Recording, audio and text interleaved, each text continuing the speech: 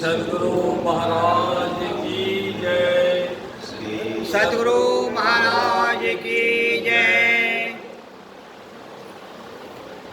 श्रीमयी सत्संग सुधा सागर भाग 1 प्रवचन संख्या 46 सूक्ष्म मार्ग का अवलंबन।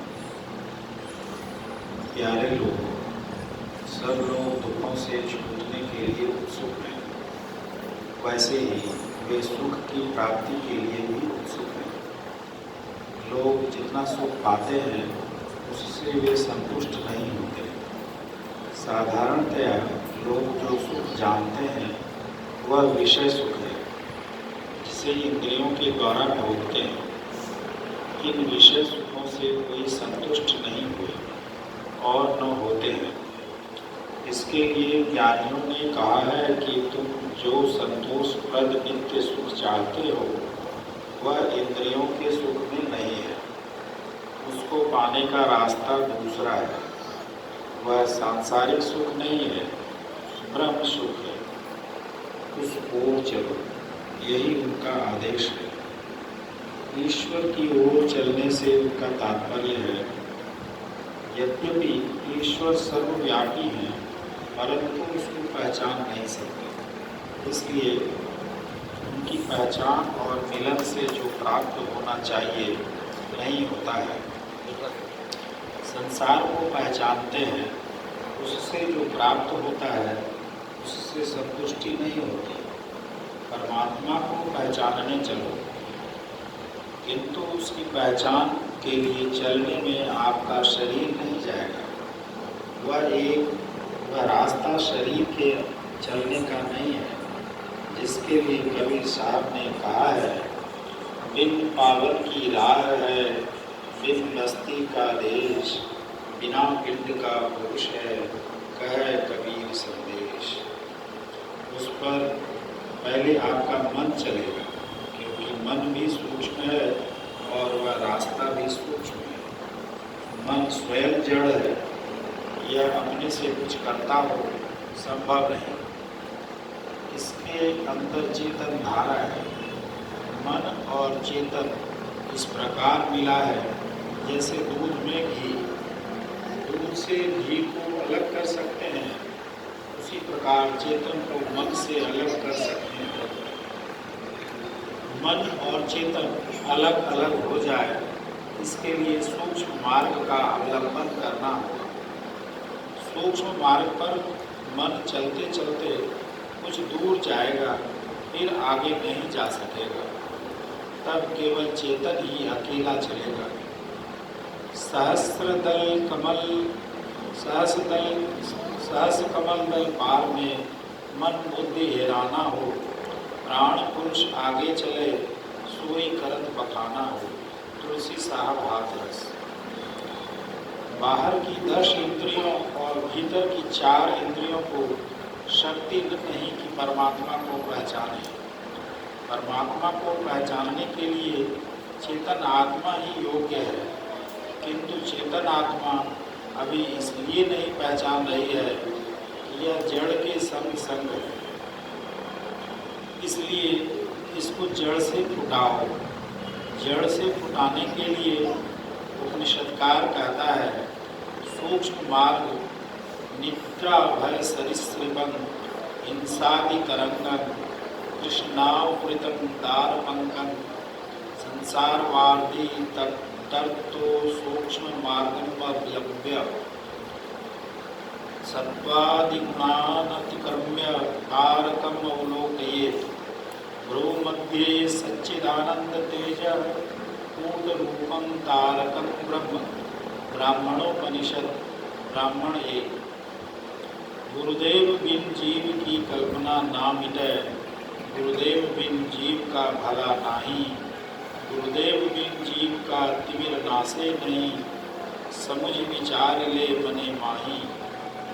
राह बारीक गुरुदेव ते पाइये, जन्म अनेक की अटक खोले। कहे कबीर गुरुदेव पूर्ण मिले, जीव और सीव तब एक तोले। कबीर साहब का अवलंबन करो। मार्ग वह है जिसका कहीं पर न ओर है न कहीं पर छोड़ है, बीच में कुछ फासला है जिस पर चला जा सकता है। जो जहाँ बैठा रहता है वह वहीं से चलता है। शरीर में मन का बैठक या इसका केंद्रीय रूप जहाँ है वहीं से चलेगा।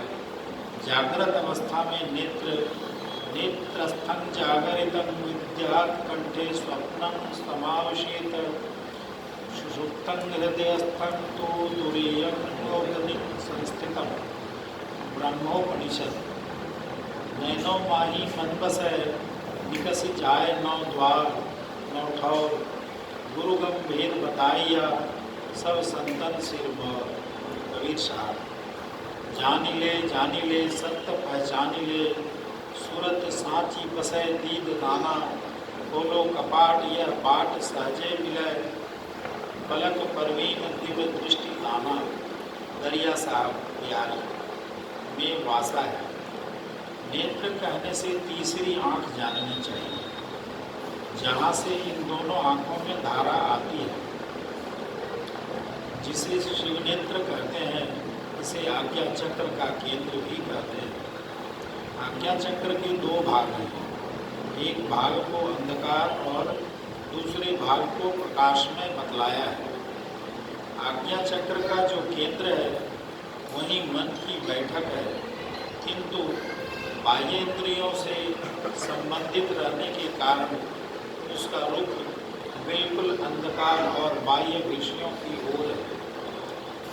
इसलिए जब पहले वह अपने अंदर में देखता है तब उसे अंधकार मालूम होता है। इंद्रियों में जो मानस धारा है वह नीचे की ओर है। यदि इसकी धारा इंद्रियों से हटे तो इंद्रियां सचेष्ट हो नहीं सकेंगी। जो कोई लेटा पड़ा है उसके दोनों हाथ दो तरफ और पैर तीसरे तरफ है। यदि वह उठना चाहे तो हाथ पैर समेट कर उठना होगा।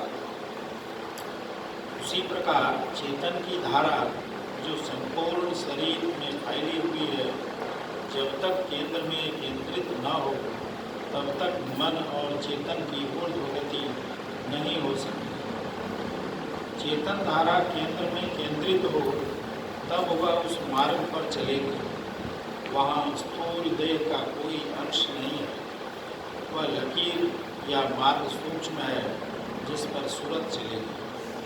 चेतन में मानस धारा इंद्रियों के घाटों से छूटते ही और केंद्र में केंद्रित होते ही मन का रुख नीचे की ओर से ऊपर की ओर उलट जाएगा।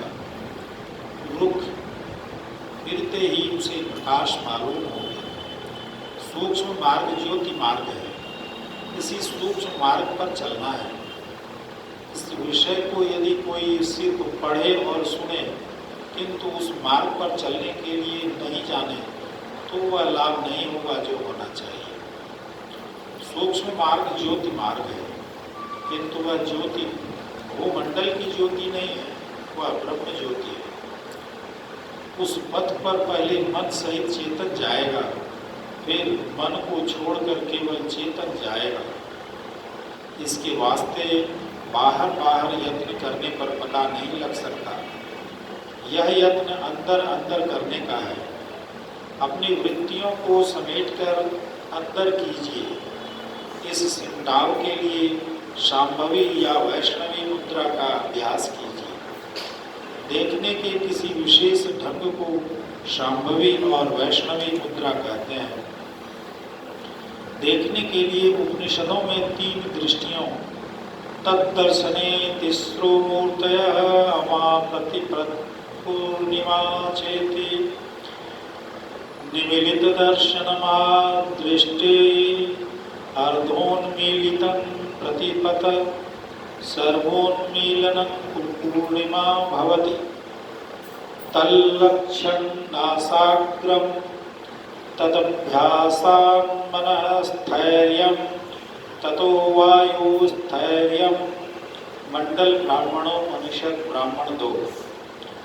12 पर्यन्ते नासाग्रे विमलेम्बरे विद्युदृशी साम्यत्यां प्राणस्पन्दो निरुध्यते भ्रूमध्ये तारकामौक शान्तावन्तमुपागते चेतनैकतने मध्ये प्राणस्पन्दो निरुध्यते चिरकालं हृदयेकान्तव्यो मशन्वेदनान् मुने अवासन मनोध्यानात् प्राणस्पन्दा निरुध्यते। शाण्डिल्योपनिषद अध्याय 1 का वर्णन है। अमावस्या, प्रतिपदा और पूर्णिमा आँख बंद कर देखना अमादृष्टि है, आधी आँख खोल कर देखना प्रतिपदा है और पूरी आँख खोल कर देखना पूर्णिमा है। उसका लक्ष्य नासाग्र होना चाहिए। प्रतिपदा और पूर्णिमा में आँखों में कष्ट होता है, किंतु अमावस्या की दृष्टि में कोई कष्ट नहीं होता। दृष्टि आँख, नींद और पुतली को नहीं कहते, देखने की शक्ति को दृष्टि कहते हैं। दृष्टि और मन एक ओर रखते हैं तो मस्तिष्क में कुछ परिश्रम मालूम होता है। इसलिए संतों ने कहा, जब तक तुमको भार मालूम नहीं हो तब तक करो, भार मालूम हो तो छोड़ दो। किसी गंभीर विषय को सोचने से मस्तिष्क पर बल पड़ता है, मस्तिष्क थका सा मालूम होता है, तब छोड़ दीजिए। रेचक, पूरक और उपक के लिए कुछ कहा नहीं गया है, केवल दृष्टि साधन करने को कहा। प्राणायाम करने के लिए नहीं कहा। जो ध्यानाभ्यास करता है उसको प्राणायाम आप ही आप हो जाता है। मन से जब आप चंचल काम करते हैं तो श्वास की गति तीव्र हो जाती है, और जब उससे कोई अचंचलता का काम करते हैं तो श्वास प्रश्वास की गति धीमी पड़ जाती है। श्रीमद् भगवद गीता के 6ठे अध्याय में भगवान श्री कृष्ण ने बैठने के स्थान और आसनियों के नाम बतलाकर उस पर शरीर को बैठाकर रखने का ढंग बतलाया है, परंतु प्राणायाम के लिए उस संपूर्ण अध्याय में नहीं कहा है, केवल ध्यान योग का ही वर्णन किया है और अंत में चलकर इसी से परम गति की प्राप्ति को निश्चय कर दिया है। प्रयत्नाद्यत मानस्तु योगी संशुद्ध किल्बिषः अनेक जन्म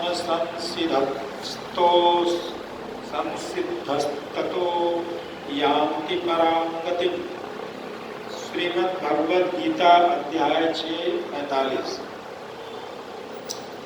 बिना प्राणायाम किए हुए भी ध्यानाभ्यास द्वारा श्वास की गति रुकती है। इसके लिए दृष्टि योग बहुत आवश्यक है, किंतु दृष्टि योग के पहले कुछ मोटा अभ्यास करना पड़ता है, क्योंकि जो जिस मंडल में रहता है वह पहले उसी मंडल का अवलंब ले सकता है। इसीलिए दृष्टि योग के पहले मानस जप और मानस ध्यान की विधि है। श्रीमद् भगवद गीता के 11वें स्कंद में भी इसी क्रम से अभ्यास करने का आशय विदित होता है। इंद्रियार्थेभ्यो मनसा कृत्स्य तन्मनः बुद्ध्या शारदीना धीरः प्रणयेन्मयि सर्वतः तत्सर्वव्यापकं चित्तामकृष्येकत्र धारयेत नान्यानि चिन्तयेत भूयः सुस्मितं भावयेन्मुखं तत्र लब्धपदं चित्तमाकृष्य व्योम्निधारयेत् तच्च त्यक्त्वा पदारोहो न किंचिदपि चिन्तयेत्। इसमें श्री कृष्ण भगवान ने उद्धव से पहले संपूर्ण शरीर का, फिर चेहरे का और फिर शून्य में ध्यान करने को कहा। ध्यानाभ्यास के आरंभ में कुछ न कुछ स्थूल अवलंबन लेना ही होगा, परंतु ऐसा नहीं कि उसी को जीवन भर पकड़े रह जाए। आर्य सन्यासी श्रेष्ठ श्री नारायण स्वामी ने चित्र बनाकर बताया है। पहले एक बड़ा गोलाकार, फिर उससे छोटा, फिर उससे भी छोटा, एवं प्रकार से बड़े से छोटा गोलाकार बनाते बनाते बिंदु के मुताबिक चिन्ह बनाकर उस पर ध्यान करते जाने को कहा है। यह क्या हुआ? स्थूल अवलंब हुआ। ऐसा जिद्द नहीं होना चाहिए कि जो अवलंब एक ले दूसरा भी उसी को ले। कितने ईश्वर के नाम को लिखकर ध्यान करते हैं। मुसलमान फकीरों में भी ऐसी बात है। इस पर ठीक हो जाने से सूक्ष्म ध्यान कीजिए। भागवत की यह बात अच्छी तरह जचती है। समस्त रूप का ध्यान करके चेहरे का फिर शून्य में ध्यान। इस प्रकार फैलाव से सिमटाव की ओर आता है। किसी चित्र व रूप का मूल एक बिंदु है, सबसे सूक्ष्म रूप बिंदु है। इसकी बड़ी तारीफ है। उपनिषद में ब्रह्म रूप को अनोरणीयाम महतो मह्यान कहा है तथा श्रीमद् भगवद गीता में भी अनोरणीयाम कहो या बिंदु कहो, एक ही बात है। बिंदु मन से नहीं बनाया जा सकता है। देखने के ढंग से देखिए। दृष्टि को जितना समेट सकें समेटिए। कहे कबीर चरण चित्त राखो, ज्यों सुई में डोरा रे। कबीर साहब। एक बार आचार्य द्रोण कौरवों तथा पांडवों को संग लेकर जंगल की ओर टहलने गए। वृक्ष पर बैठे हुए एक पक्षी की ओर संकेत कर गुरु द्रोण ने प्रत्येक को एक एक करके निशाना करने को कहा। निशाना करने पर सबसे पूछते जाते थे कि कहो क्या देख रहे हो। किसी ने कहा वृक्ष, उसकी डालियां तथा पत्तों के सहित पक्षी को देख रहा हूँ। किसी ने वृक्ष की डालियां एवं पत्तियों के सहित पक्षी को देखने की बात कही।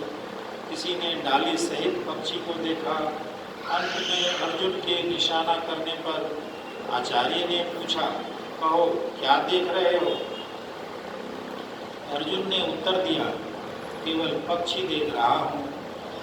इसमें दृष्टि का कितना संभाल है। स्वयं द्रोण ऐसे थे कि सीकी के पेंदे को सीकी से छेद कर कुएं से गेंद निकाले थे। द्रोण की दृष्टि बाहर में कितनी सिमटी थी। बिंदु के लिए और भी दृष्टि को समेटना पड़ेगा। बहिर्मुख होकर नहीं देखो, अंतर्मुख होकर देखो। पहली दृष्टि से नहीं, सिमटी दृष्टि से देखो। पेंसिल की नोक जहाँ पड़ेगी वहीं बिंदु होता है। उसी प्रकार दृष्टि की नोक जहाँ टिकेगी वहीं बिंदु उदय होगा। यहीं से सूक्ष्म मार्ग का आरंभ होता है।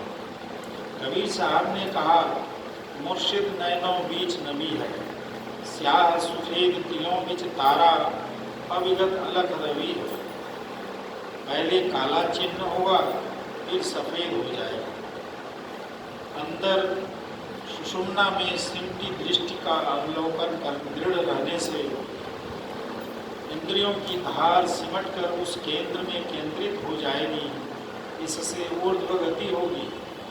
जो चीज जितना सूक्ष्म है उसमें उतना ही अधिक सिमटाव होगा और सिमटाव के अधिकाधिक मान के अनुकूल ही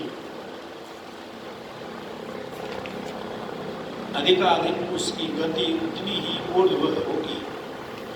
इसलिए अंधकार मंडल में समेटने से उसकी ऊर्ध्व गति होने के कारण प्रकाश में जाएगा। इसका अभ्यास अमादृष्टि से करना आसान है। यही सूक्ष्म मार्ग का अवलंब है। दृश्य मंडल में का यह अवलंब है। यह स्थूल ज्योति नहीं, सूक्ष्म ज्योति है। किंतु यह निर्मायिक नहीं, मायिक ही है। किंतु यह विद्या माया है। दृश्य समाप्त होता है, अदृश्य। जहाँ ज्योति काम नहीं करती वहाँ दृष्टि भी समाप्त है। जहाँ ज्योति नहीं है वहाँ शब्द से रास्ता मिलता है। मनुष्य को कौन कहे, पशु भी शब्द सुनकर आता है। अंधेरी रात हो, कुत्ता को पुकारिए, वह आपके पास पहुंच जाएगा। शब्द अपने उद्गम स्थान पर आकृष्ट करता है। शब्द वह है जो अंधकार और प्रकाश दोनों में भरपूर है, फिर इन दोनों के परे भी है और वहाँ निःशब्दं परमं पदम हो जाता है, परमात्मा से मिला देता है।